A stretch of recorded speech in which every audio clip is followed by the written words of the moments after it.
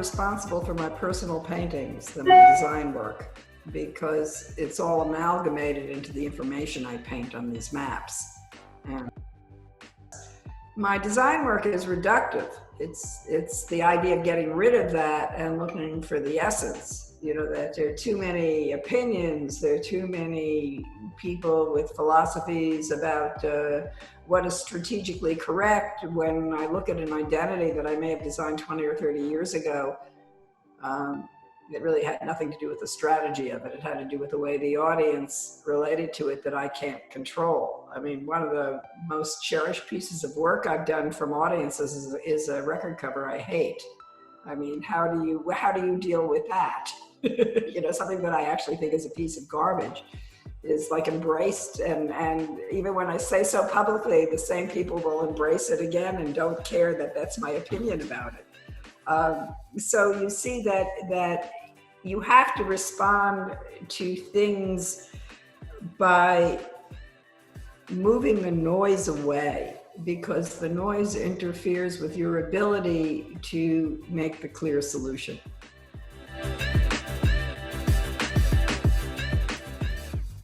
In most healthy situations, the tension between what the expectations are of the project against what you can do is really what's the exciting part. And that my goal in all things that I design is to elevate, when I can, the expectation of what something can be. This one I did without a computer. When I first began designing environmental graphics, I painted a building that was the New Jersey Performing Arts building, and it's rather famous. It's covered with typography. And we did that before seeing it on the computer. It was a Photoshop rendering. This is when I made a major discovery in my design development in three-dimensional design. Politics is everything. And how people make value judgments or make decisions is everything. I know I sound cynical, but you'll find that what I'm saying is inherently true. In environmental graphics, the design decisions are not made by marketing, they're really made by budget. Like, how much money do they have to build the building? So you may make a presentation for what something should look like you would do for a book jacket, only it may be the front of a building or an entire interior of a building, or it may be for something that is can't be digital media because that's changeable, but it's something that's fixed, that's into the building and connects to the wiring system, you know, which is the first thing they put into the building, and it gets modified and it's presented along with the architect's plan on the architect's schedule.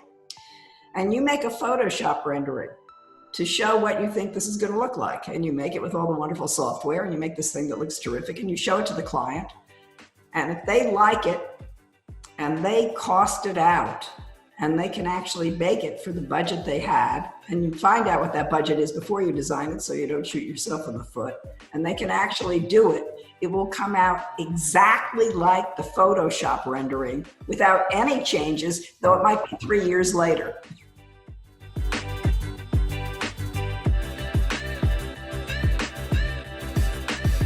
The voice that nags me is the one that tells me that I don't think I pushed it as far as it could go. That's my nagging voice, that like somewhere I was a little bit lazy.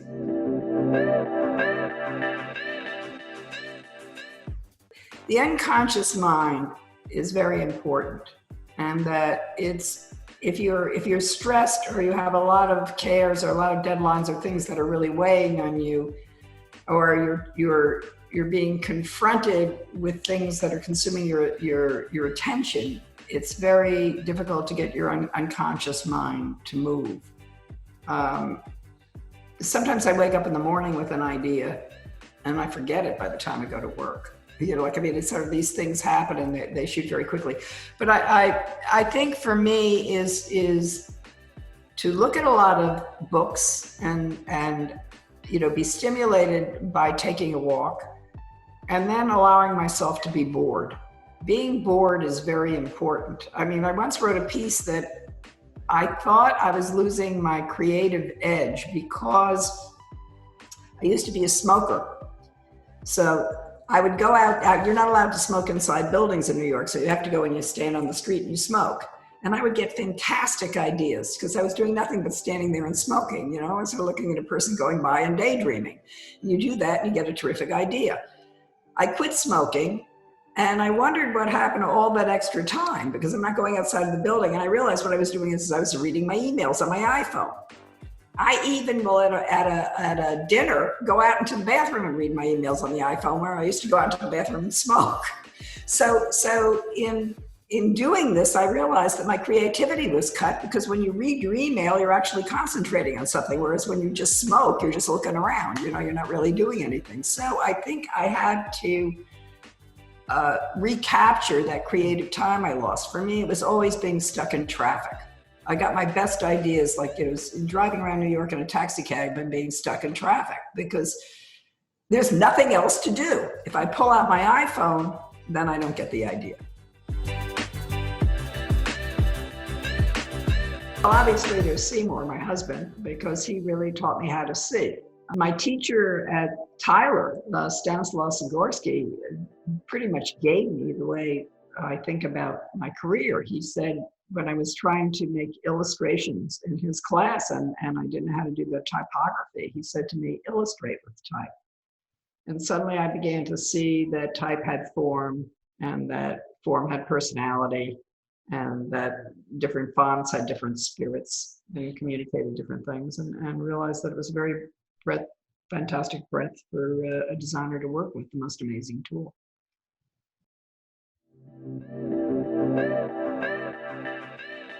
I wish I knew what a great job I had when I was at CBS Records.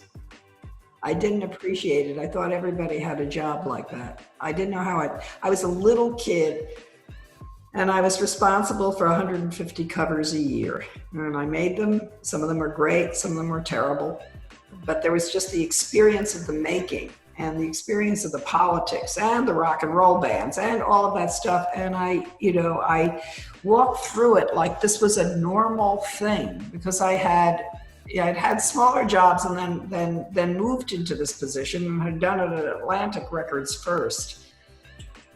And I had this incredible kind of, the only way I can describe it is I was an incredible smartass, like I was just, I just was not intimidated by anybody. I was a hippie. I was, this kid from the 60s who came into this, sort of record business landscape.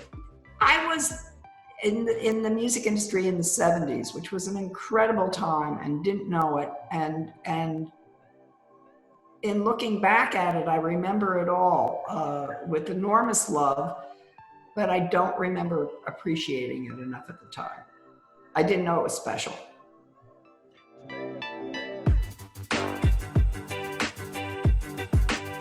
I think that there are wonderful opportunities that I didn't have, and that really has to do with technology.